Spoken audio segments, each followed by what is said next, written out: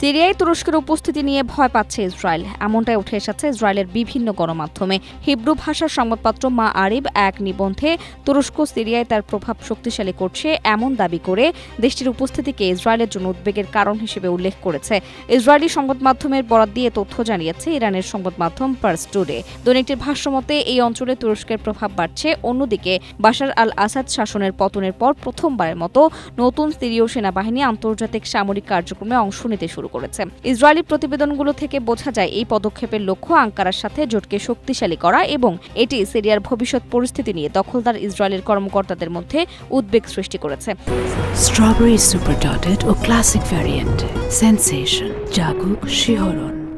এ প্রসঙ্গে ইসরায়েলি সংবাদপত্র মা আরিব লিখেছে, তুরস্ক ন্যাটো জোটে গুরুত্বপূর্ণ ভূমিকা পালনের প্রস্তুতি নিচ্ছে। শুধু ৭-৮ জুলাই আঙ্কারায় আসন্ন ন্যাটো শীর্ষ সম্মেলন আয়োজনের মাধ্যমেই নয়, বরং আঞ্চলিক ও আন্তর্জাতিকভাবে ক্ষমতার ভারসাম্য নতুন করে আঁকারও চেষ্টা করছে তুরস্ক।